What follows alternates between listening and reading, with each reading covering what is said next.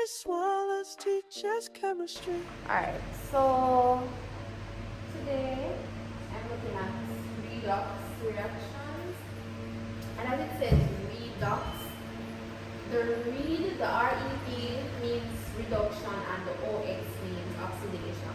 Now for these types of reactions, they occur simultaneously. So you can't have a redox reaction without an oxidation reaction. You can't have an oxidation reaction without a redox reaction. Right? Now, this process really just involves electrons. Electrons being transferred. And if you recall, for the transference of electrons, we're talking about ionic bonding, which I'm going to go through shortly. Right? Now, for redox and oxidation, as I said, they occur simultaneously. So you have substance A reacting with substance B to form AB. Remember, this is a synthesis reaction. So you should do it one time. A synthesis reaction, you're combining two things to make one single compound. Now, for reduction reactions, you need to know that reduction reactions, they are the gain of electrons. Electrons are being gained, and their oxidation number is being decreased. But for oxidation reactions, they're losing electrons, and the oxidation number is being increased. We're going to look at that shortly again. Now this table, it gives a quick summary of all you need to know about redox reactions. For oxidation reactions, oxidation is the loss of electrons. So we use this right here, which we call oil rig. Oxidation is loss of electrons.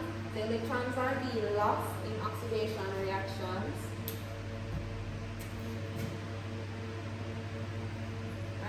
While for reduction reactions, electrons are being gained. So oxidation involves the loss of electrons, while reduction, electrons are being gained. Remember, oil rig. Oxidation is loss, reduction is gain. Oil rig. Now for oxygen, as it relates to oxygen, in oxidation reactions, oxidation reactions, they involve the gaining of oxygen. Oxidation reactions involve the gain of oxygen. Very easy to remember, gaining oxygen. Reduction reactions involve the loss of oxygen. Now, as it relates to hydrogen, oxidation, hydrogen is being lost. And for reduction, hydrogen is being gained. That's all I should try markers. Right. So for reduction reactions, they gain, or for reduction substances, they gain the hydrogen. As it relates to oxygen now, and the oxidation number increases. So you have an increase in oxidation number. But for reduction, you're reducing something, you're decreasing something, so oxidation number is being decreased. That is for reduction. So oxidation, the loss of electron, reduction, the gain, that's the main important one you need to know. As it relates to oxygen, for oxidation, you're gaining oxygen, reduction, you're losing oxygen. As it relates to hydrogen, oxidation, you're losing hydrogen, but reduction is gaining that hydrogen. Oxidation number increases for oxidation, and it decreases for reduction. Now, I am going to do a simple ionic bonding, which demonstrates Na being added to Cl to form sodium chloride. The space would be sodium solid, chlorine gas. Sodium chloride could be solid or aqueous, depending on if it's in water or not. So for ionic bonding, so you write the electronic configuration. So Na, I believe, what's the number of electrons? Na is supposed to be 11. And chlorine is 70. Yeah, chlorine is 70. So the electronic configuration of Na is 281, chlorine 287. Yes. Alright? So now looking numbers. Remember the last numbers tell us what's on the last shell, also called our valence shell. And that's what we're going to draw for. We're going to draw the atoms for, are we? So Na has one valence electron, and we're using dot and cross diagrams. So Na has one valence electron. Chlorine has 7. I'm going to use 7 dots. Now, something that I want you to do when you're doing ionic and covalent bonding. So let's say you did not know this was ionic or covalent. One of the things you need to do first is that you need to identify whether it's a metal or a non-metal. Sodium is a metal, chlorine a non-metal, so therefore it has to be ionic bonding. If it were two non-metals, then you know that it would be covalent. Two metals, metallic bonding. Right? So that's one of the things I want you to do when you're doing this. So we have Na plus Cl. So for ionic bonding, electrons are being transferred from the metal to the non-metal. The metal loses, the non-metal gains or accepts. For covalent with two non-metals, they share the electrons. So covalent you share, ionic transfer, and metallic we deal with the delocalization of electrons. Yes. So ionic we're going to transfer from the non-metal. Right? Notice that this one, to become full or to become stable, it needs to lose one electron. For this one to become stable or to become full, it needs to accept one. So it's just going to be one single arrow going from our Na to the Cl, showing our transferring. Right? So on our product side, you're going to draw your square brackets with your products of how it looks. So Na, it gave up its electrons, so there's nothing on this last shell. We can just simply leave it as is. Chlorine, it accepted one electron.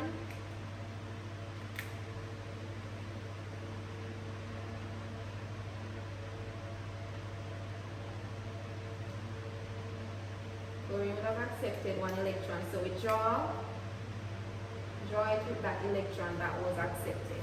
What am I missing? I'm missing charge. Alright, the charge. So what would be the charge here? Plus 1.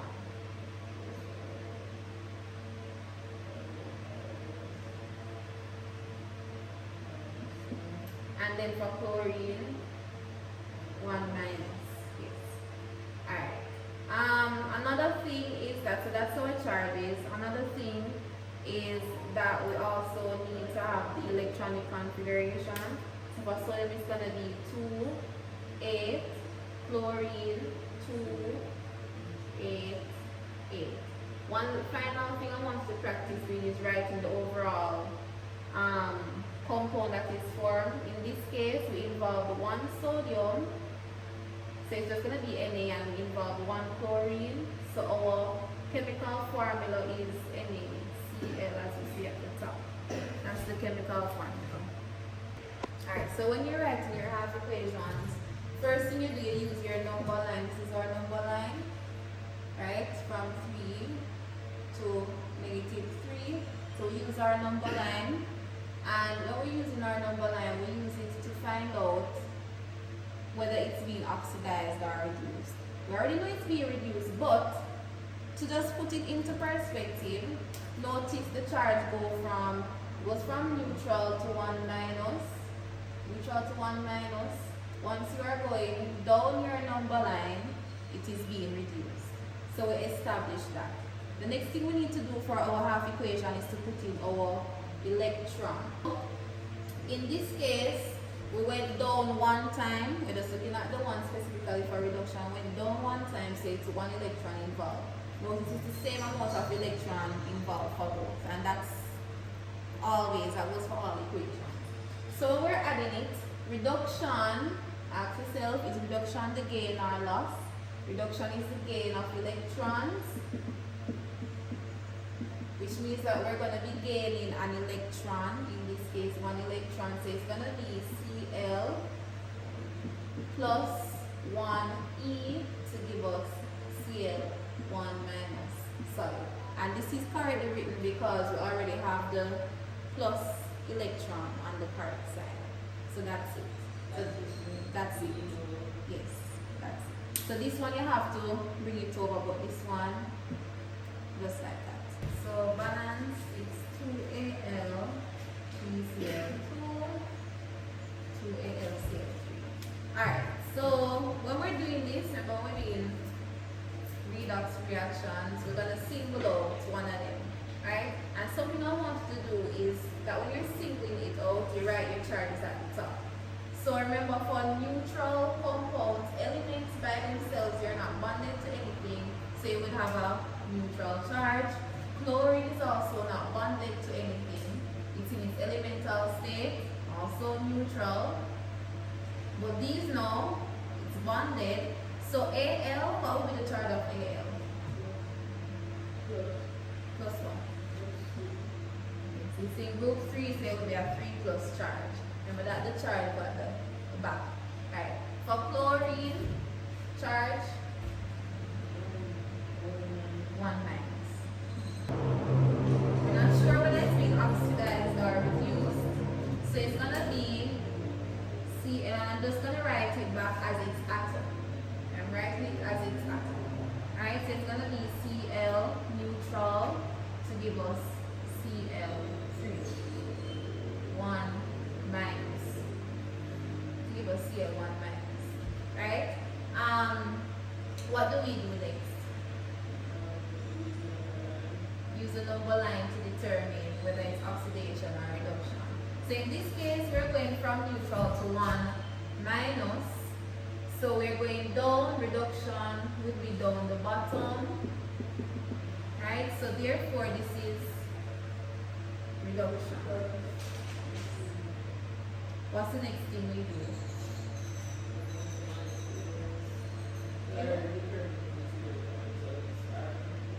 We need to add our electrons. Right, so in this case we went down 1 time, so it's 1 electron.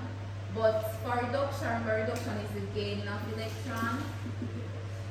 We're gaining electrons.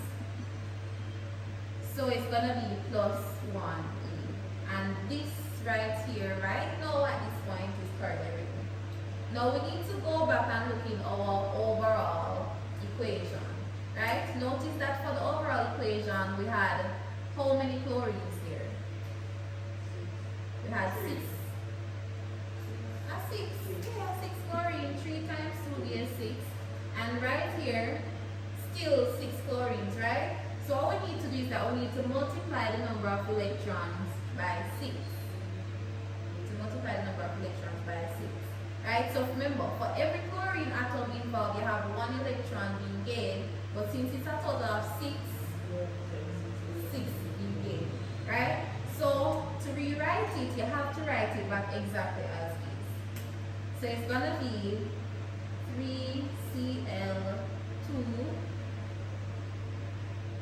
plus 6E to give 6Cl. And that's it. Thank you. 1 minus. And that's it.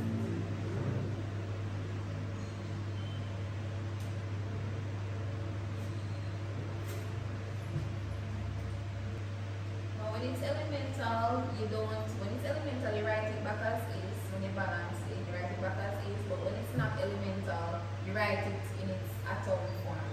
So it's a total of 6 atoms involved, so you write it back as 6 atoms. This part, keep it as is since it's in its elemental form. So since chloride is undergoing reduction, that means that aluminum is undergoing oxidation. S neutral to give us Al3 plus. Alright. What do I do again? So use our number line, alright. Neutral to 3 plus. So it's gonna be 1, 2, 3. But that went up 3 times this time. However, since we went up, it's oxidation. We already determined that it was in fact oxidation. Oxidation is the gaining. Oxidation is the loss of electrons. Remember, oxidation is the loss of electrons. So Notice we went up 3 times, it's going to be minus 3E. That's what it's going to be. But when you're doing these reactions, alright, you have to make sure that both of them has the same number of electrons involved. For our reduction reaction, we had 6 electrons, so therefore, for our aluminum reaction, it also has to be 6 electrons. Yes, also has to be 6 electrons. So you can either choose to look at it this way. Notice for one aluminum atom, it will be 3 electrons. But looking at your balance equation, on both sides, 2 electrons are involved. So you would multiply everything by 2. Yes, so you can look at it that way. Multiply it by 2. Let me just rewrite. You can also do the one where you have 3 electrons, and since you want it to be 6, 3 times 2 would be 6, so everything would be multiplied by 2. You can also do it that way. Alright, now notice that we cannot have, that's why, right, so we cannot have negative signs in our chemical equations. So we're going to have to bring this over to the next side, and so it becomes, to bring it over we have to add it to get rid of it. And that will be, so rewriting 2Al neutral gives us 2Al 3 plus 6 electrons. This is our reduction half equation. Alright, let us do this one. So we have Cl2 plus 2kBr to give us 2Cl plus Br2. Now for this one, notice we have, it's a displacement reaction. We have multiple things happening. You remember what we did? Spectator ions. Right. So that's something we're going to have to do for this one. One of the first things you do when you're doing oxidation and reduction reactions, you remember you write out the charges. So in this case, chlorine, what would be the charge for chlorine? It's not bonded to anything. It's in its elemental state, neutral. Potassium is bonded to something, so its charge is going to be 1 plus. Bromine, 1 minus. Over here it's still bonded, so it's 1 plus. Chlorine, 1 minus. Br is in its elemental state, so it's going to be neutral. Alright. Now we need to identify whether something is being oxidized or reduced. As we can see, for chlorine went from 0 to 1 minus. This is another method that you can use, right? Chlorine went from 0 to 1 minus. Would that be oxidation or reduction? Reduction. We're decreasing. Oxidation number is going down, so it's reduction. Chlorine is being reduced. But looking at potassium, it goes from 1 plus to 1 plus. Nothing is occurring. It's a spectator ion. The charge did not change, so it's neither being oxidized or reduced. Nothing. So looking at bromine now, for bromine, you can say it goes from 1 minus to 0, right? It goes up the number line, therefore this is oxidation. When you do this method and you already identify, you can just simply write out your oxidation and reduction reaction. So it would be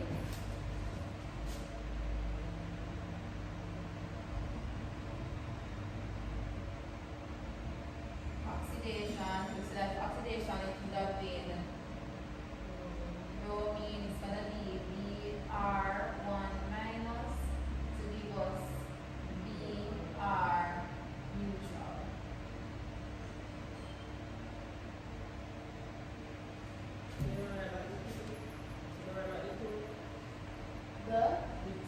Yes, but we are using the atoms first. So I want you to use your atoms first.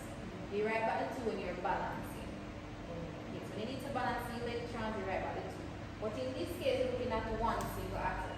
So for 1 bromine atom, notice let me just use my number line. We're going from minus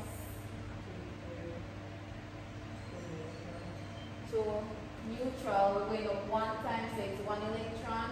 Oxidation is the loss. So it's gonna be minus E, and because we already know that it's takeaway, we can't have the takeaway sign on this side, so we bring it on the other side, it's gonna be plus E. Now we need to balance. That's the next thing you do, you balance. Right? After you figure out the electrons, you balance. In this case, we have two bromines involved, two bromines on both sides. Write it back as is. Remember, originally we had one bromine atom involved for one electron, so therefore two bromine atoms would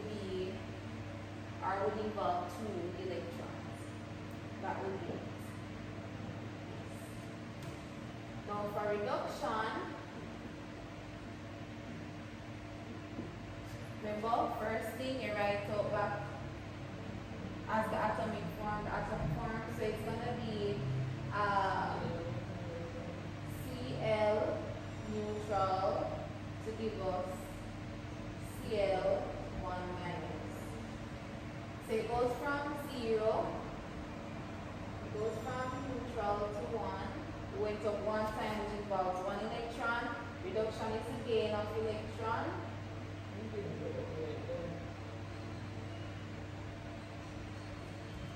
True. Thank you. We went up one time, reduction is the gain. So it's 1E right here. Once again, we need to balance. In this case, we have two chlorine atoms on both sides. So it will be the electrons times 2. I will write it back as this is our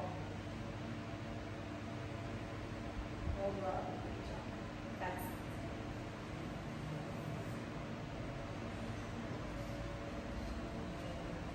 This version seems easier?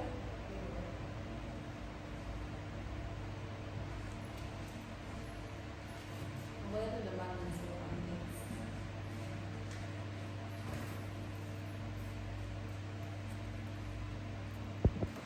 Alright, for this one we have 2 Mg plus oxygen to give us 2 MgO, magnesium oxide. First thing you do, I'm going to try the simpler way. First thing you do, you identify which one is being oxidized or reduced by placing in your charges. Magnesium is not bonded to anything. Charge is going to be neutral. Oxygen not bonded. So it's elemental state. Charge is also going to be neutral. On this side, they are bonded together. So magnesium will have a 2 plus charge. It's in group 2, can only use 2 electrons. Oxygen in group 6 can only accept 2 electrons, hence a 2 minus charge. Right? Now for magnesium, in the case of magnesium, it goes from 0 to 2 plus oxidation and reduction. Oxidation number is increasing, so it's oxidation. For oxygen, it goes from neutral to 2 minus, going down the number line, so it's reduction. And then we just simply write in our half equations. So I'm going to do the oxidation half equation. It's going to be Mg, writing it as its atoms, MgO solid, to give Mg2. What's next?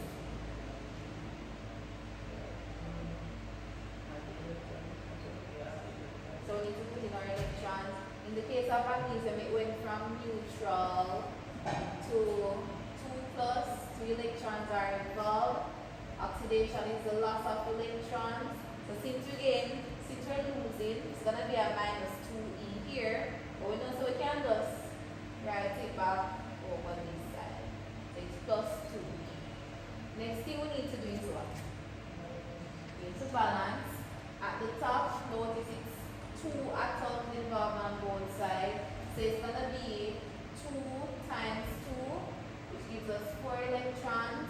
And we write back everything as is. That's for oxidation.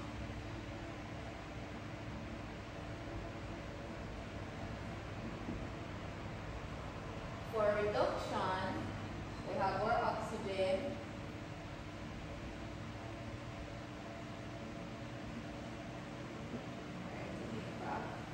Right, to say that for oxygen, now we need to do our electrons again. It goes from neutral to 2 minus. We're going down 2 times. Reduction is the gain of electrons, so it's going to be plus 2e. We also need to balance it because, and I don't know why I put this here because it should not be there. Or it should be the atom. But when you're balancing, look again, on both sides we involve 2 atoms. We have 2 oxygens here, 2 oxygens over this side, 2, 2. So therefore, we're going to multiply the amount of electrons by 2, so it's going to become 4. And that's it. Right. So the next thing we're looking at is oxidation numbers. And as it says, the oxidation number is the charge of the element, right? Or the charge of the ion. It's the charge of the element or the charge of the ion. Now, remember I told you this earlier, when you're looking at the charge, remember you put the positive charge at the back, but when you're writing the oxidation numbers, it goes to the front. The positive and negative goes to the front. Similar to how you would write an equation, a mathematical equation, right? Notice your positive sign goes to the front or your minus sign goes to the front. So that's how you write oxidation numbers. But when it comes on to writing your charges, the sign goes to the back. Now, for oxidation numbers, sometimes, for example, sulfur. Sulfur is one of those elements that it does not have a set oxidation number. It can change, it can vary. So sometimes you have to determine the oxidation number or the oxidation state of the element. Right? Now, there are rules that we use which helps us to determine that oxidation number. The first rule is that the atom or the element in its free state, its oxidation number is going to be 0. Remember, it's neutral, so its oxidation number is going to be 0. In the case of oxygen, it would have a neutral charge, right, or a neutral oxidation number. The next one is that the oxidation number of the ion is equal to the charge of that ion.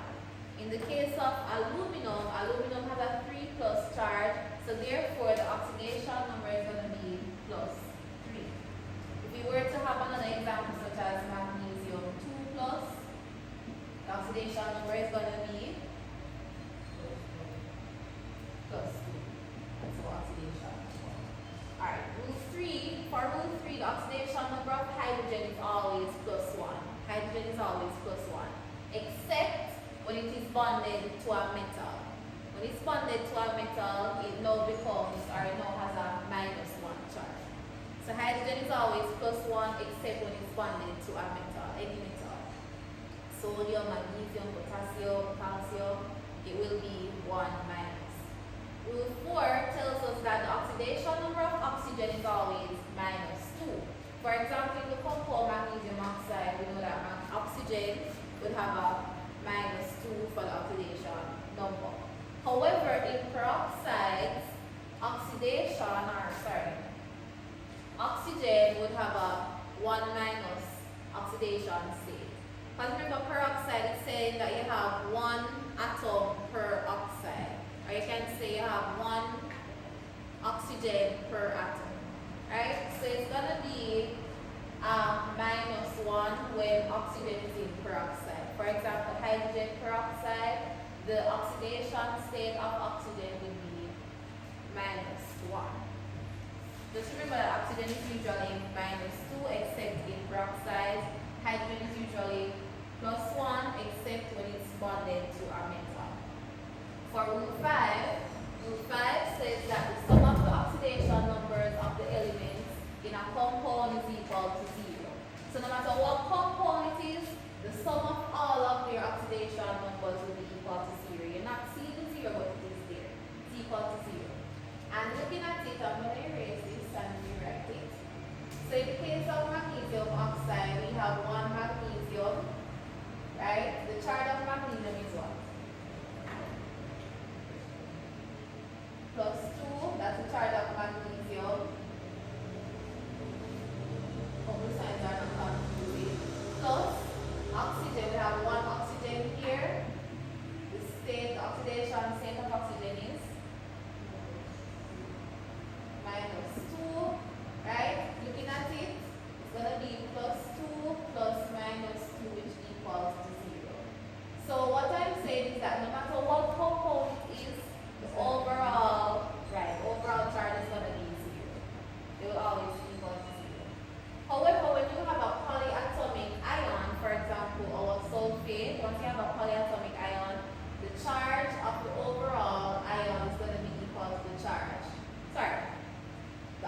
oxidation state of the overall ion is going to be equal to the charge. Right? So in the case of this, note that sulfur can change occasionally, but in this one, the state of sulfur is 6. So it's going to be 1 times plus 6, that's oxidation number of sulfur, plus we have 4 oxidants, 4 times what's the state of oxidation number? Minus 2. Right, note that this does not apply for the oxygen, it applies for everything inside the polyatomic ion. Right? So we have 2 minus here, all of this will be equal to our 2 here. And let us solve and see. So it's going to be, yes? Alright, sulfur is in group 6, but sulfur can have varying oxidation states. It's one of those ones. Sulfur, manganese, because most of the time you're going to realize that you have the sulfur oxidation number of sulfur. But I'm telling you in this case that this oxidation number is plus 6. Right? Even though the original charge, you know that it would be equal to the valency, which is about 2 plus thereabout. But as I said, sulfur you can have varying oxidation numbers. In this one, it's just plus 6. Yes. So we have plus 6 times 1 gives us plus 6 plus negative 8. All of this is going to give us negative 2, which we can see right here. And that's the case all the time. Okay, so let's say we're given the question that we needed to solve for the oxidation number of N in nitrate. So we're going to write it similar to what you saw me this earlier. Looking at this is a polyatomic ion. Load the charge, it's a polyatomic ion. So nitrogen 1 times N plus, we're adding the other atom, plus oxygen, we have 3 oxygens, 3 times O is equal to the charge of the overall polyatomic ion. That will give us our oxidation number, which is negative 1. And then we just write in what we do. So it's going to be 1 times N plus 3 times negative 2, which is our oxidation number of oxygen, equal negative 1. So it's N plus 3 times negative 2 give us negative 6. This overall will give us a negative sign. Negative and positive equal negative, which is equal to negative 1. To get rid of, let's rewrite it here. To get rid of the negative 6 to make N the subject, we have to add the addition on both sides. Therefore, N is equal to positive 5. So we're going to do the one for carbon in methane. So we're going to do carbon in methane. 1 carbon, so 1 times C plus 4 hydrogens, 4 times H. The overall charge based on the rule is going to be 0. We're not seeing any charges at the top, so this is not a polyatomic ion. So the overall charge of the compound is 0. Now we solve and we put in what we need. So it's going to be, you can just write C plus 4 times, what's the charge of hydrogen? Or what's the oxidation number of hydrogen? 1 plus or 1 minus 1. It's 1 plus 1 equals 0. So it's C plus 4 equals 0. Therefore, C is equal to negative 4. Okay, so it's equal to negative 4. So for sulfur dioxide, it's going to be 1 times S plus 2 times O. Overall charge is 0 since it's a neutral compound. So it's 1S or just S plus 2. Oxidation number of oxygen is negative 2 equals 0. So S plus negative 4 equals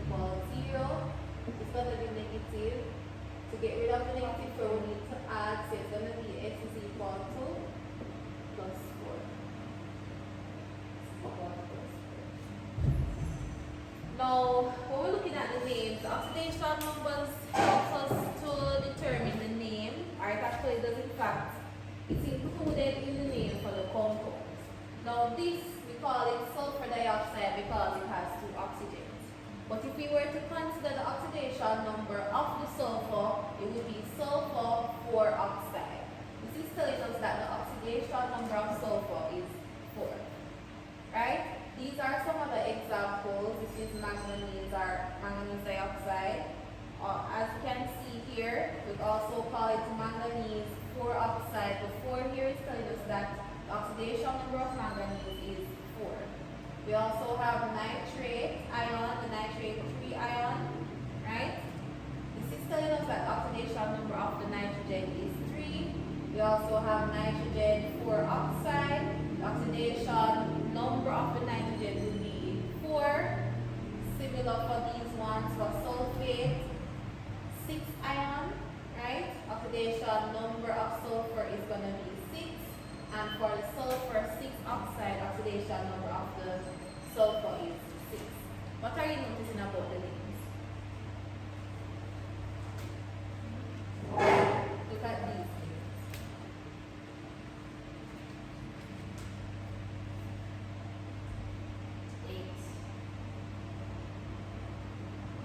8. The 8? Right, the 8. So when it's the ion, when it's the polyatomic ion, the oxygen, the name is actually combined. Look at it. When it's the polyatomic, it's nitrate, sulfate. When it's the ion. But if it's not an ion, if it's a compound, we say nitrogen, whatever it is, oxide or sulfur, whatever the oxidation number is, oxide. Yes.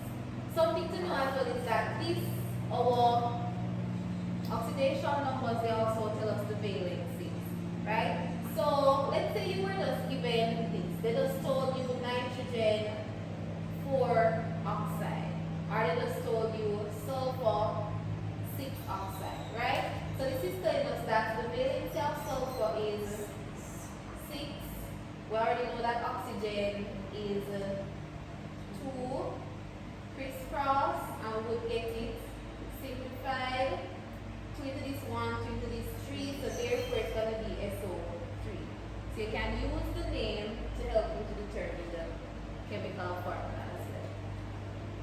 At these ones, we have a carbon and carbon monoxide. It's going to be, we have 1 carbon, 1 times C, plus 1 oxygen, 1 times O equal, the overall charge of the compound is 0, equals 0, so it's going to be plus 1 times negative 2, that's the oxidation number of oxygen, equals 0.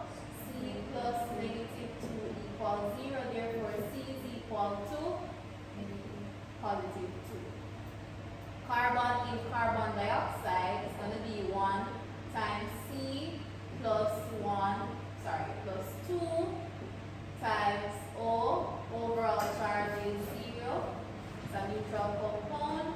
It's going to be C plus 2 times negative 2 is equal to 0. C plus negative 4 equals 0, hence C is equal to positive 4. We have 2 more to go. I'm going to do chromium and potassium dichromate. So potassium, we have 2 potassiums, 2 times K, plus 2 chromiums, 2 times Cr, plus 7 oxygens. Overall charge is 0, equate it to 0, so it's going to be 2. The charge of K, or the oxidation number of K, is plus 1. So it's 2 times positive 1 plus 2Cr plus 7 times negative 2 for oxygen is equal to 0. And it's going to be 2 plus 2Cr plus negative 4T equals 0. Alright? So you don't put in the charge for CR. No, we're solving for Cr. Yes, that's the one we're solving for. So we get the 0, and now it's going to be, we're going to try to make this the subject, so I'm going to get rid of everything else. So it's going to be 2Cr equals 0. To get rid of the 2, we have to take away. So bring it on the other side. To get rid of the negative 14, so if we have negative side, we have to add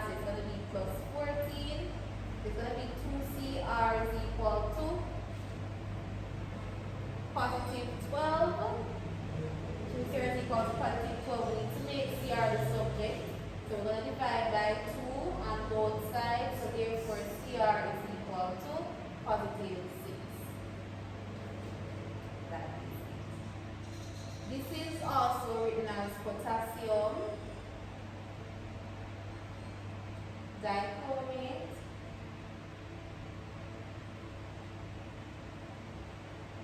six. This tells us the charge or the oxidation number of the chlorine. The last one I'm doing is sulfur in sulfur, sulfate. Alright, so it's gonna be 1 times S plus 3 times O. The overall charge of the polyatomic ion is -2 or 2 minus, so therefore this is gonna be -2 for the entire equation. It's gonna be S plus 3 times -2 for oxygen equal -2. S plus -6 equal -2. To get rid of the -6, we're going to have to add it on both sides. So it's going to be S is equal to -2 plus 6. Therefore, S is equal to +4. All oxidizing and reducing agents. Oxidizing and reducing agents. Now, as we can see here, oxidation, we know that oxidation is the loss of electrons. What else do we know about oxidation as it relates to oxygen?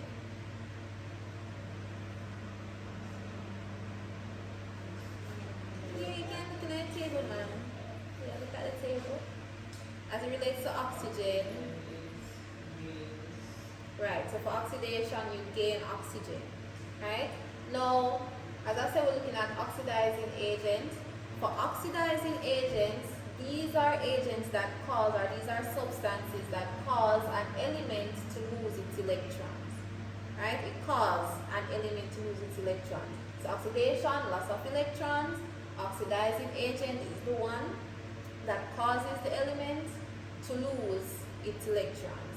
And in return, our oxidizing agent is being reduced. It itself is undergoing reduction. For reduction, we know that reduction is the gain of electrons or what? The loss of oxygen, right? For reducing agents, these are substances that cause the element to gain electrons, and in return it is being oxidized.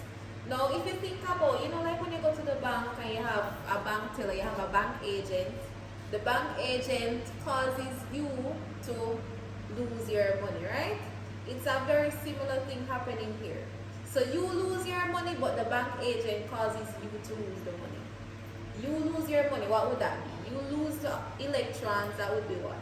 Loss of electrons, oxidation, but the bank agent would be the oxidizing agent, right? At the same time, the oxidizing agent leaving the bank agent, I am gaining the electrons, I am gaining the money.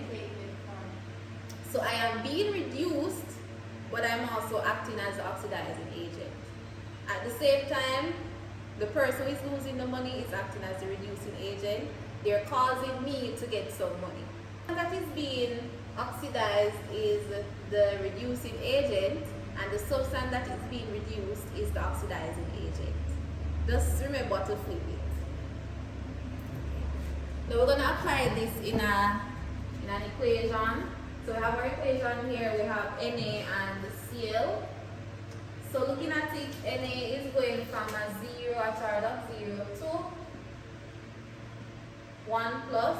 It is being oxidized or reduced. Which one? It is being oxidized. So you were here before, so I'm going to go over it. If you increase, this is our number line. This is our number line. If you realize that the oxidation number goes up, that is oxidation. If oxidation number goes down, that is reduction. So in this case, it goes from 0 to +1, oxidation. That's oxidation. For chlorine, it goes from 0 to 1 minus. We're going down, so it is undergoing reduction. The substance that is being oxidized is also our reducing agent. So this is our reducing agent. Remember that oxidation is the loss of electrons, right? The reducing agent causes the other one to what? The reducing agent causes causes the other one to gain. So that's for that. Then we have chlorine here. Chlorine is the one that is being reduced. It will be the oxidizing agent. So it's going from 1 to negative 1. And if you are able to identify the one that is being oxidized, you can just flip it and say, okay, that's my reducing agent. Right. For charges, charge of lead.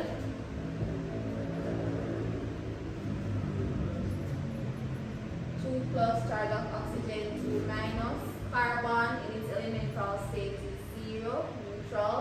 Lead, elemental state, neutral. Carbon is bonded to something. It's going to be 4. Oxygen 2 minus. That's the state of carbon in carbon dioxide, right? That's how we got, I think it's plus 4. That's how we had that. And it would max up because 2 times that would give that. See what I mean? Yeah. See here, plus 4 plus minus 4 would equal to 0. Right. Use one to solve for the other. Alright, now we need to identify which is the oxidized, which one is being oxidized and which one is being reduced. So we have, just look at it.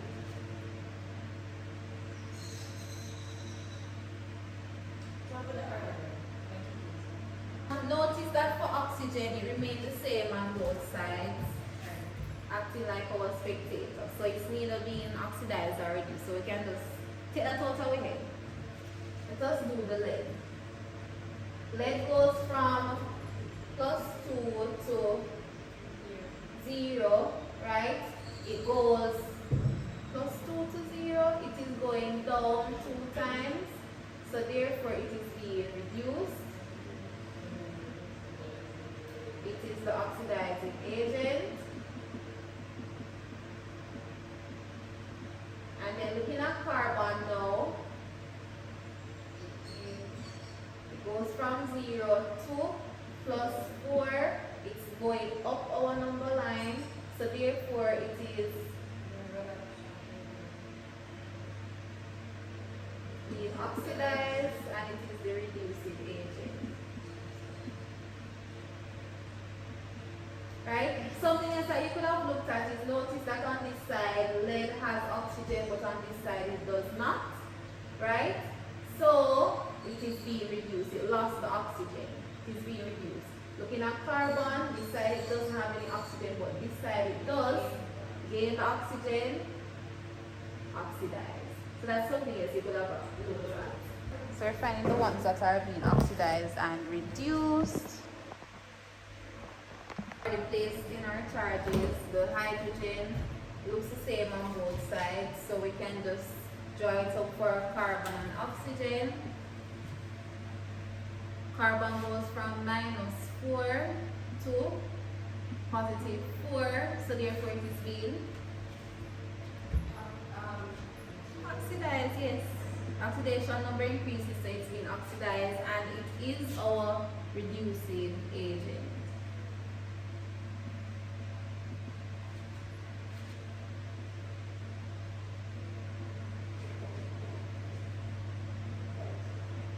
And then, as it relates to oxygen, no matter which way we take it, oxygen will go from 0 to 2 minus, right? So oxygen is being reduced, which is also, it is the oxidizing agent. So it's going to be that and this right here. That's it. Okay. Now, in the exam, you might get questions like this that in fact ask you to tell which one is the oxidizing or reducing agent. So that's why I went through this. Now, some substances always behave as oxidizing agents and others always behave as reducing agents. And whenever they act as such, there is a certain change that we either see or smell. So, for example, we can see a color change right? When something is being reduced or oxidized, we can form a precipitate, like a yellow precipitate coming out, or we can form a gas, whether it be oxygen gas, sulfur gas, any other gas that is formed. And these gases, either they have a particular smell, odor, or they have a particular look to them. Alright, so we're looking at oxidizing agents. Now remember that oxidizing agents, they are substances that are being reduced. So we're expecting some form of change as it relates to the oxygen. We're expecting it to lose the oxygen, right? So in the case of acidified potassium permanganate, it goes from MnO4 minus. What's the oxidation number here? What do we get? Plus 7. So it's plus 7 and it goes to plus 2. Right? So clearly we can see that oxidation number was decreased, so it is being reduced and it's also the oxidizing agent. Now whenever this occurs, whenever our potassium permanganate is reduced, we have a color change. It goes from purple to colorless. So if I were to add alcohol to potassium permanganate, we would get a particular smell, yes, but you will see the change. The next one, I believe it's potassium dichromate. For this one, it's very similar. We are, what's the oxidation state here? Plus 6. And then here it is 3 plus. Notice that it is being reduced, right? The oxidation number is decreasing, it is being reduced. Also, it is our oxidizing agent. For this, the color goes from orange, it's a bright orange color. I was trying to find it, but I could not. It's a very bright, pretty orange. And once you add, for example, alcohol to it, it turns to green.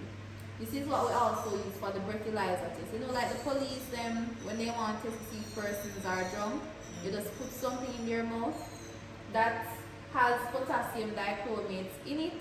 Once they blow on it or their saliva touches it, then it goes from orange to green.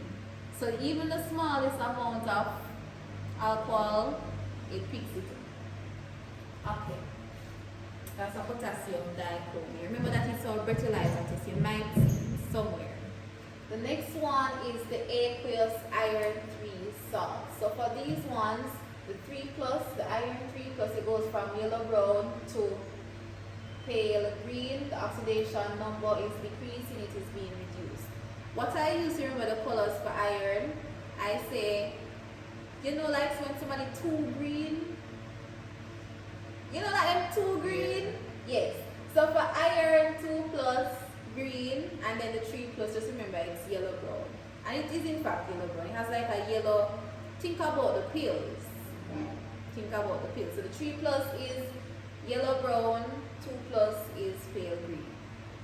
I was explaining bleach earlier. So for bleach, what happens to it is that the bleach itself, it loses the oxygen. It lost the oxygen, so it is being reduced.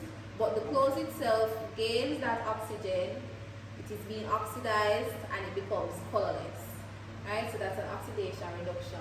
Right there, the bleach is acting as our oxidizing agent. It is being reduced.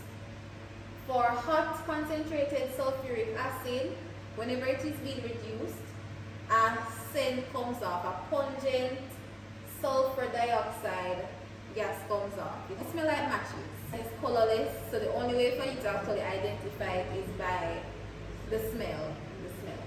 Then you also have dilute or concentrated nitric acid. For nitric acid, once it is reduced, you get a brown gas coming off. Nitric acid. Yes. Nitric. So you get a brown gas coming off for nitric acid. So for potassium permanganate, what's the color change? Purple to colorless, potassium dichromate, orange to green if it's being reduced, and then concentrated sulfuric acid, what comes off, and what do you say that smell? A pungent sulfur dioxide comes off. What about your concentrated or your dilute nitric acid? nitrogen dioxide gas. What am I missing? The bleach. What about the bleach? What changes? It loses the oxygen, and the clothes itself or the dyes becomes colorless as it's being oxidized. Aqueous iron 3, yes, yellow to green. So it goes from 3 plus to 2 plus, yellow brown to pale green. Alright, so these are for the oxidizing agents. For the reducing agents, we have the first one being potassium iodide. Potassium iodide, it is colorless, but if it were acidified, it would have this pale, very pale orange color. Very, very pale orange color. Now the color, it goes from colorless to brown. And the brown that we really see is because of the iodine. This one, aqueous Fe2+. Note that for reducing agents, they are being oxidized, right? So the oxidation number is increasing. I forgot to mention that earlier. So here, it's the same thing applying for all of these. It's going from 2 plus to 3 plus, oxidation number is increasing. Remember, 2 green, Fe2 plus is green, 3 plus would be yellow brown. For concentrated hydrochloric acid, yellow-green gas is evolved. Yellow-green gas is evolved. Chlorine is a yellow-green gas. That's what you're going to see.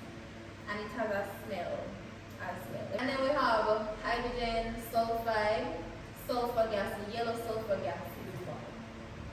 That's our colors. Thank you for watching. That's it with Ms. Wallace Teaches Chemistry. Chemistry.